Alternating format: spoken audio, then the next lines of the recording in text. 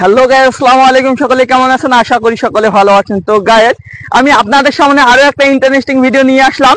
তো ভিডিওটা হচ্ছে, আপনারা হয়তো বা এতদিন দেখেছেন যে জমিতে ধান চাষ করা হয়, উঁচু উঁচু জমিতে ধান চাষ করা হয়, বা চাষাবাদের যোগ্য এরকম জমিতে ধান চাষ করা হয়।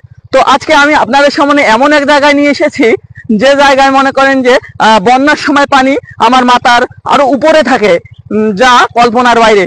তো কৃষক ভাইয়েরা তাদের জমি না থাকার কারণে তারা এখানে খুব কষ্ট করে চাষাবাদ করতেছে।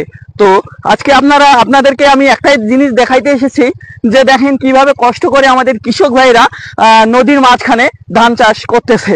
তো কৃষক ভাইদের কষ্ট আর কতদিন এরকম ভাবে চলতে থাকলে আমাদের কৃষি বিপণন হয়ে যাবে।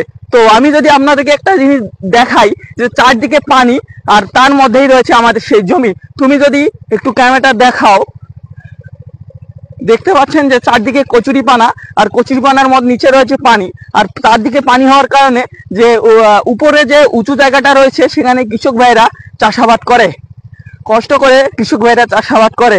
তো আরো একটা ইন্টারেস্টিং কথা হচ্ছে যে কষ্ট করে চাষাবাদ করার পরেও কিন্তু তারা ন্যায্য ফলনটা পাচ্ছে না।